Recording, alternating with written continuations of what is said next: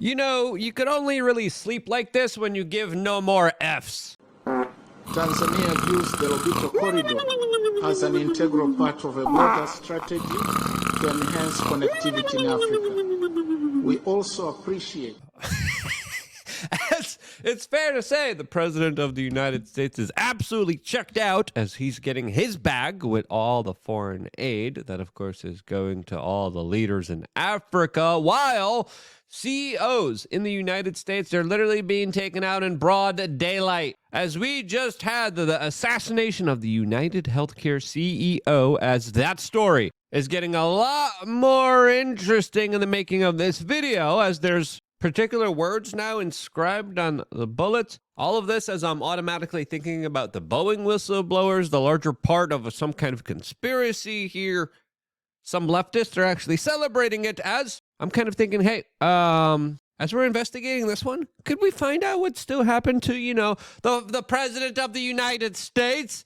As there was 2 attempted assassinations on him, and still we're left with many questions, as today we are actually getting hearings into those larger attempts that we're still left with huge amounts of questions with. As it looks like, according to a lot of people posting on social media, the UnitedHealthcare company already is allegedly posting job replacement listings for the position of their CEO that was literally taken out outside of his Midtown hotel in Manhattan, New York City, as Brian Thompson lost his life to a lone assassin, as the manhunt for this man has now officially entered the second day, as police authorities are piecing some clues together in one of the most heavily surveilled areas in the world, as they are slowly piecing the whereabouts before and after of this lunatic, cold-blooded assassin that, in a very kind of calculated, organized way, in a very chilling way, in a very kind of unfazed, unbothered, in an extremely high-level stress situation, acted cool as a cucumber and literally popped off shots, cleared malfunctions, and made sure the job was done, taking out an important business figure here in the United States. As today, we're finding out that the bullets that took his life had the words delay and deny inscribed into them. What do those words mean? What's the larger kind of understanding of all of this? Could this be the start of something kind of grander and bigger here? As ABC News now is reporting that police officers appear to be closing in on this identity of this assassin, as they just have released video footage allegedly of this man who is seen here wearing a mask. Now, the type of backpack that he's wearing here is interesting and important to note here, as a lot of people are now sharing this photo from the NYPD that are calling this person a person of interest. Now, they're not saying that he's the guy who did this, but again, if you look at this image and this image, other than just the kind of jacket and hoodie here, even the jacket looks a little bit different here. It looks like there's at least 2 different backpacks here, which again could have been swapped out. We don't know what's really going on here, but the NYPD has announced that this person is clearly now a person of interest. Now, a lot of people online are saying, he did it, he's the guy. And as of right now, we don't know if that's true or if this is just a case of mistaken identity, or someone that just sort of looks like him. As clearly what happened yesterday was premeditated. It was calculated. It was done in a way where the assassin knew there's going to be a lot of video cameras and acted in a very fast, deliberate, organized way that really kind of makes you question what's going on here. Was there any kind of larger possibility of maybe international sabotage, maybe some kind of intel agency involvement or authority involvement here? Or is this just a kind of lunatic? Could also be a person with a personal vendetta. Who knows?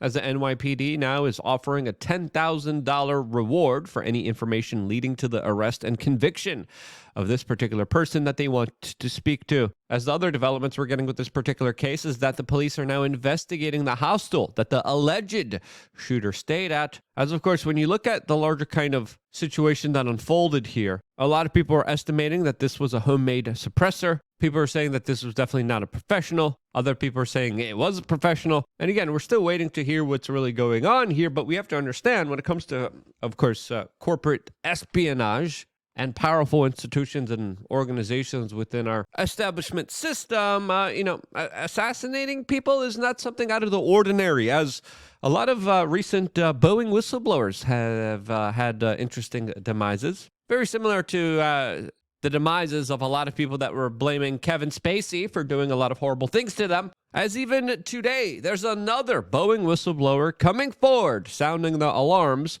over their safety satellite factory, as now there were very peculiar incidences with numerous Boeing whistleblowers that have met an early demise to their lives. Now, again, the case is still kind of developing here. Other people are kind of hinting at the fact that, there is kind of an interesting response from some people on the internet to all of this, as overwhelmingly the left usually has a vendetta against corporate kind of CEOs. Could this be a politically motivated ideological kind of hit here? Who knows? But random comments like this, I don't think help the overall kind of understanding of everything that's unfolding here. As we've seen the corporate media be really not happy with individuals like Elon Musk, as there was even European mainstream media organizations literally calling him target number 2 after the attempted assassination of Donald Trump. As people are saying on Twitter, Elon Musk's company, that Elon's on the come up. Let's pray, when responding to someone saying that there's a potential agenda here that is taking the lives of CEOs deliberately here in the United States. As the comment section for CNN right now is a little interesting right now, as of course they just released this specific story about what was going on here, and the comment section there is specifically saying things like thoughts and deductions to the families. Unfortunately, my condolences are out of network. Praying for his speedy escape and long, healthy life. Another person writes, was this out of network? Another person says, thoughts and copays to the family. Another person writes, sending. Again, a lot of people saying that was out of pocket. That meeting could, of course, be taken in more ways than one. As a lot of people here in the United States aren't really happy with the insurance medical coverage here, as Elon Musk even just a couple minutes ago tweeted, shouldn't the American people be getting their money's worth? Retweeting the rabbit hole that talked about how the United States has the highest healthcare admin cost per capita compared to, of course, a lot of other countries in the world that pay substantially a lot less. As it's fair to say here, the medical system here takes advantage of a lot of people. And even though we do pioneer some of the latest and greatest technology, there are so many regulations, bureaucratic red tape, and just a huge sum of individuals taking advantage of this entire system for their own personal benefit that I think it's fair to say the majority of the American public believe it is absolutely unfair. And that's why it's my philosophy to try to avoid the hospital at all costs unless it's an emergency. And the best way to do that is to take care of your health as best as you can, so you don't need to go to the ER. And the best way to do that is to, of course, start your own independent health journey. And that's why we started wearechange.shop. We got a lot of great products available for people that could help you with whatever you're trying to achieve, whatever you're trying to do. Our latest product is something that I am absolutely proud of. It is Common Sense Creatine that has literally been sourced from frickin' Germany. So it has the best quality and purity possible for you. And again, I started to do a lot of research on this. We had multiple conversations with Chris Masterjohn about this specific issue. He's very bullish on creatine. A lot of other individuals are very bullish on creatine, and it's something that I have started to personally take myself, and I can't recommend enough to the average person out there. And it's very easy to take. You want to make sure you get your water, get a lot of it, and of course, make sure it's good water. Make sure you get glass, not plastic. This stuff is flavorless. It's easy to use. You take a scoop, you literally just put it in your water. That's it. Make sure you drink enough water for the rest of the day as well. And then bada bing, bada boom. You got yourself some creatine here. Just shake mine up just a little bit. Really good stuff for your muscles. Really good stuff for your brain. And when you go to wearechange.shop and you click on it, scroll around in the page, do your research on it, click the videos in the links here. And this is some absolutely awesome stuff I can't recommend enough. As you get 60 servings for about 2 months. I take this every single day. And my cognitive performance, my workout performance, my sleep, all has incredibly improved with Common Sense Creatine. Before taking anything into your body, make sure you do your own research, do your own blood work, do all the tests you need to do, as taking care of yourself is more important than ever, especially in such a crazy freaking world where you literally have to do your own due diligence when it comes to your own personal health and well-being. You can't trust anyone else out there, and this is why we always ask you, do your own research, do your own homework, and make sure you're taking the right things for yourself as an individual. And as this particular story in New York City still develops, we're going to be keeping a very close eye on it, as a lot of people are still trying to piece all the pieces together from this absolutely heinous crime that we might not be getting any particular answers to. Now, there's also a lot of fake news out there as well. There's other tidbits of information about him being separated from his wife, him facing a DOJ investigation, as hopefully this lunatic is caught and we finally find out some larger answers to this mystery that is brewing right now. That, of course, is leaving a lot of people wondering what's going on here, as there could be potentially bigger motives at play here. As, again, I think this could be the perfect opportune time to say, hey, what actually happened to Donald Trump there when there was an assassination attempt on his life? As, of course, why aren't we specifically talking about that issue? Why haven't we gotten any kind of legitimate answers from that particular major event that still should be in the minds of the American people? As even the president of Russia is coming out and saying that Trump is still, quote, not entirely safe from an assassination attempt after all the uncivilized attacks that he particularly faced from the left-wing Democratic political party. As it's fair to say that the people who orchestrated all of this and organized it, as there is an overabundance of information coming in right now showing us specifically how this wasn't a lone actor here. There was other people involved here. There was encrypted devices that we still don't know what was on them. There's still larger questions about all the security flaws that unfolded and happened here that make it too much of a coincidence for all of those things, for all of those failures to happen all at once. As it's fair to say here that in my opinion, there was a deliberate attempt to try to take out Trump, mainly because of his anti-war rhetoric, specifically when it comes to the larger war in Ukraine. And that's why Putin's comments are very kind of pointed here, as literally World War III is at stake here, as Tucker Carlson literally just flew to Russia to interview their foreign minister to talk about the larger dangers of this entire situation. As it's fair to say here, if Donald Trump is taken out, like Putin says he is in danger of being taken out, that the larger escalations in Ukraine would only escalate that much further.